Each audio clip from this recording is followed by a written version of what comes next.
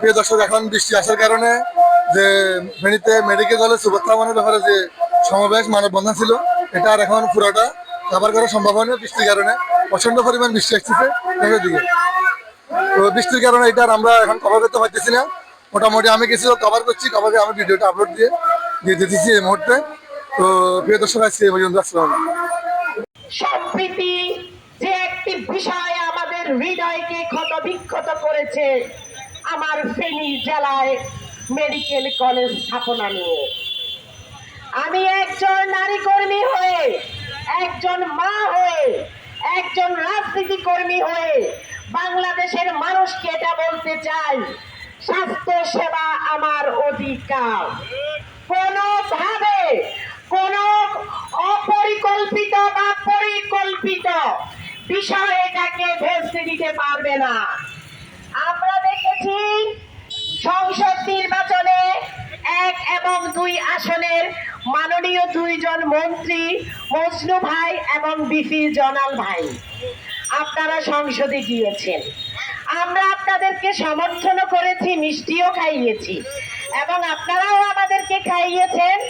আপনারা আমাদেরকে প্রতিশ্রুতি দিয়েছিলেন যখন সংসদে যাবেন সর্বদলীয় একসাথে মিলেমিশে কাজ করবেন।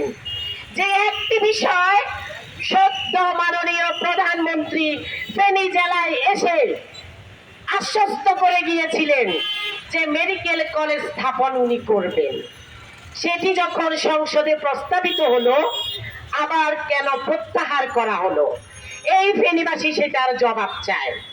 বর্তমানে ভার্চুয়াল জগতে, গণমাধ্যমের জগতে আমরা door to door, man to man মানুষের হৃদয়ে পৌঁছেছি।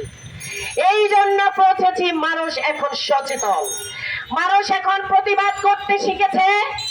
আমি দেখেছি মাননীয় বিপি জয়নাল, আপনি আগেও কয়েকবার সংসদ সদস্য হয়েছেন। আপনি নারীদেরকে কুরুচি সম্পূর্ণ সমদলীয় আবার অনেকগুলো বোন আছে যাদের ভোটে আপনি সংসদে গিয়েছেন, যাদের সমর্থনে আজকে আপনি সংসদ সদস্য হয়েছেন। বয়োজ্যেষ্ঠ, আপনি আমাদের সমাজের কর্ণধার, ফেনী জেলার একজন নামকরা সুনামধন্য এমপি। আপনাকে কোনোভাবে অসম্মান অশ্রদ্ধা করার ইচ্ছা আমার নেই। আপনাকে আমি উদাত্ত আহ্বান করতে চাই, একটা বিষয় আমি আপনাকে লাউড এন্ড ক্লিয়ার বলে দিতে চাই, আপনি যেটা প্রত্যাহার করেছেন, যেটা প্রত্যাখ্যান করেছেন, ফেনীর জনগণ এটার দাবি মানেন না। ফেনীর জনগণ এটা কোনোভাবে মানবেন না। আমি আশা করব অচিরেই প্রধানমন্ত্রীর সাথে আপনি এই বিষয় নিয়ে আলাপ করবেন। ফেনীর জনগণ স্বাস্থ্য সচেতন, ফেনীর জনগণ রক্ত দিতে জানে। মহিপালের সেই এখনো তাজা রক্ত শুকায়নি, আবু সাইদ মুগ্ধ, এবং তাদেরকে আমরা এখনো ভুলিনি। আমাদেরকে সেকেন্ড দ্বিতীয় আন্দোলনে নামাবেন না। আমাদেরকে আর কোনোভাবে আপনারা আবার রাস্তায় নামাবেন না। আমার মা এবং বোনেরা যদি রাস্তায় নামে তাহলে আপনাদের অস্তিত্ব থাকবে না। আমি সবাইকে ধন্যবাদ জানিয়ে আমার জ্বালাময়ী বক্তব্য শেষ করব।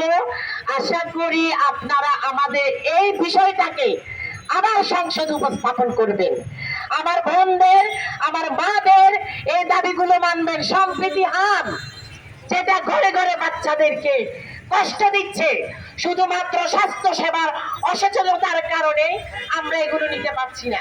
ধন্যবাদ সবাইকে, ভালো থাকবেন। বাংলাদেশ জিন্দাবাদ। মানববন্ধন, আমি এই মানববন্ধনে সহমত প্রকাশ করছি এবং ফেনীতে অচিরেই যেন একটি মেডিকেল কলেজ স্থাপিত হয় সেই দাবি রেখে আমি আমার বক্তব্য শেষ করছি। বৃষ্টি চলে আসার কারণে ফেনীবাসী এ পর্যায়ে বক্তব্য রাখার জন্য আহ্বান জানাচ্ছি। আমাদের এখানে গণ অধিকার পরিষদ থেকে যিনি নির্বাচন করেছেন আমাদের তারেক ভাই আমাদের মাঝে এসে উপস্থিত হয়েছেন, বক্তব্য রাখার জন্য আহ্বান জানাচ্ছি।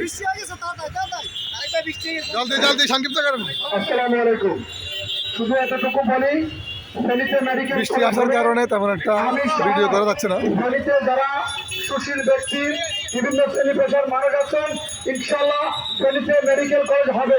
ফেনীর 3টি এমপি ফেনীতে আছে, 2টি এমপি, একটি মন্ত্রী, তারা যদি না করতে পারে, তারা যদি দাবিটা সঠিকভাবে না তুলতে পারে, ইনশাআল্লাহ ফেনীর মানুষকে সাথে নিয়ে আমরা সবাই ফেনীতে মেডিকেল কলেজ 2027 সালের আগে নির্মিত করবো ইনশাআল্লাহ। এই পর্যায়ে